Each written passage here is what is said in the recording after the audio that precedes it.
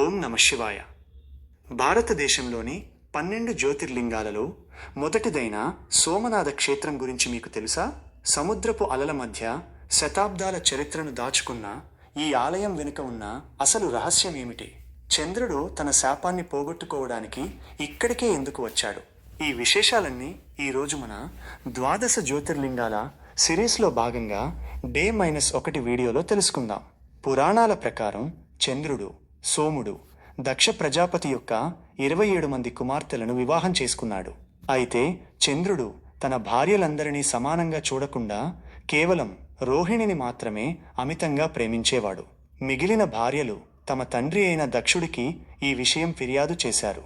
కోపించిన దక్ష ప్రజాపతి చంద్రుడిని నీ తేజస్సు క్షీణించిపోవుగాక అని శపించాడు. ఆ శాపం వల్ల చంద్రుడి కాంతి తగ్గిపోయి కుంచుకుపోవడం మొదలైంది. లోకమంతా చీకటి అలుముకుంది.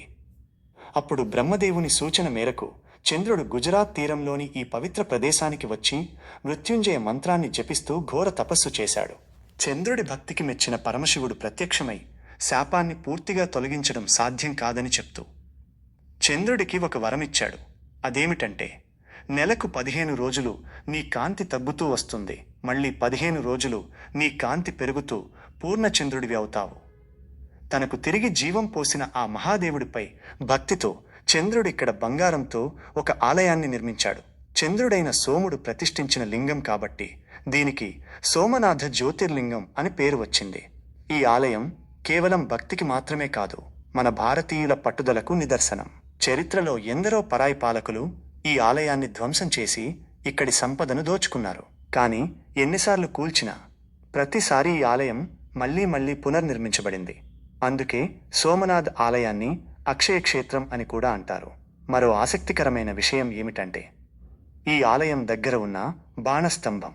ఈ స్తంభం నుండి దక్షిణ ధ్రువం వరకు మధ్యలో ఎక్కడా ఎటువంటి భూభాగం అడ్డురాదు.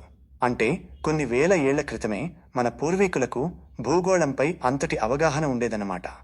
సోమనాథుణ్ణి దర్శించుకుంటే చంద్రదోషాలు తొలగిపోతాయని, మనసులో అలజడి తగ్గి ప్రశాంతత లభిస్తుందని భక్తుల నమ్మకం. ముఖ్యంగా మానసిక ఒత్తిడితో బాధపడేవారు ఇక్కడ తపస్సు చేస్తే మంచి ఫలితం ఉంటుంది. చూశారుగా, ఇది మొదటి జ్యోతిర్లింగం కదా. రేపటి వీడియోలో మనం శ్రీశైల మల్లికార్జున స్వామి క్షేత్ర విశేషాలను తెలుసుకుందాం. ఈ వీడియో మీకు నచ్చితే వెంటనే లైక్ చేయండి, మీ ఫ్రెండ్స్కి షేర్ చేయండి. మర్చిపోకుండా మన ఛానల్ని సబ్స్క్రైబ్ చేసుకోండి. కామెంట్ బాక్స్లో ఓం హర హర మహాదేవ ఓం అని టైప్ చేయండి.